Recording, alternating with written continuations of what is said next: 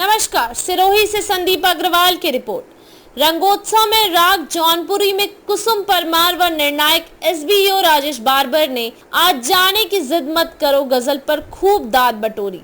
सिरोही से स्थानीय विद्यालय में समग्र शिक्षा सिरोही के तत्वाधान में रंगोत्सव 2024 का आयोजन हुआ। संयोजक प्रधानाचार्य श्याम सुंदर व्यास ने बताया कि अलग अलग विधाओं में कुल 6 प्रतियोगिताओं में 31 प्रतिभागियों ने अपना पंजीयन करवाया था, जिसमें कुल प्रतिभागियों ने सहभागिता की। प्रथम सत्र में सरस्वती स्वामी जी के स्मारक पर माल्यार्पण पूजन के साथ कार्यक्रम का शुभ आरंभ हुआ। प्रथम सत्र में टीएलएम एवं टीचिंग प्रतिभागिता हुई। भोजनावकाश के बाद द्वितीय सत्र में शास्त्रीय वादन, गायन और परंपरागत लोक गायन व वादन प्रतियोगिताएं हुई। शिक्षण प्रतियोगिता में वर्ती चंद माली बाक्सीन विद्यालय प्रथम, प्रतिभा आर्य बालिका विद्यालय सिरोही द्वितीय, नलिनी लुंडिया जनापुर विद्यालय तृतीय रहे। तो वहीं शिक्षण अधिगम में मनीषा भाटी नवरली विद्यालय प्रथम, द्वितीय मनोहर सिंह मॉडल स्कूल झाडोली भरत कुमार उंदरा विद्यालय तृतीय रहे। शास्त्रीय वादन में खुशवंत कुमारी माली प्रथम रहे। वहीं लोक वादन में देवेंद्र कुमार प्रथम, मूल शंकर मेघवाल सनमारा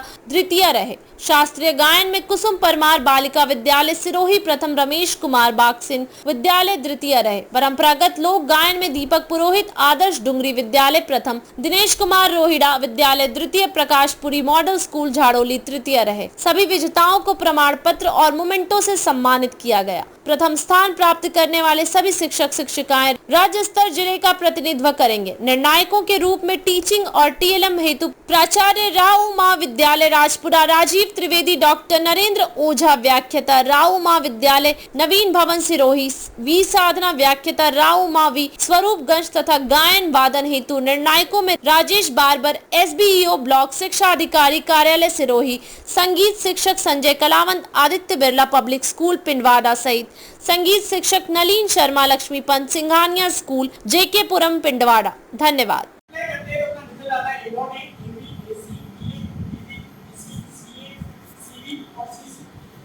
हम A डॉट A को A स्क्वायर कह सकते हैं, इसी तरह से B डॉट B है उसको B स्क्वायर कह सकते हैं, और यहाँ C डॉट C है इसको क्या कहेंगे C स्क्वायर। लिखेंगे तो तरीका आ जाएगा A square plus B square plus C square equal to 2AB plus 2BC two C। ये हम प्रूव करते हैं कि लोकल तरीके से हम बच्चों को समझाते हैं, जिसमें बच्चे को कुछ जो इंटेलिजेंट है उनको समझ में आ रहा है, लेकिन जो नॉर्मल बच्चे हैं उनको समझ में नहीं आ रहा है। तो उसके लिए हम अलग और जैसे कि आपके पास एक A plus B plus C का स्क्वायर का मतलब अपने पास एक ये स्क्वायर को रिप्रेजेंट करना है। तो अपने पास एक स्क्वायर है जिसकी side A plus B plus C, दूसरा स्क्वायर है जिसकी साइड ये देखो इसकी साइड है। अगर हम इसका एरिया फाइंड करें तो इसका एरिया रहेगा A plus B plus C का होल स्क्वायर।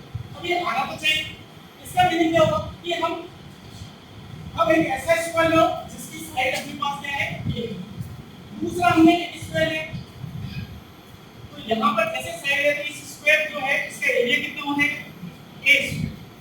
अगर दूसरा हमने एक स्क्वायर है इसकी साइड B है तो उसका जो एरिया हो जाएगा वो क्या हो जाएगा B स्क्वायर हो जाएगा।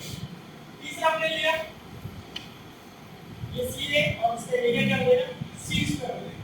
अब हमने फॉर्मूले में पढ़ा था कि यहाँ पर 2AB यूज हुआ।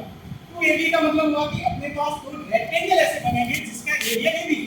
तो एक एरिया अपने पास AB हो गया, एक दूसरा AB, ये दोनों सेम से रेक्टेंगल है B।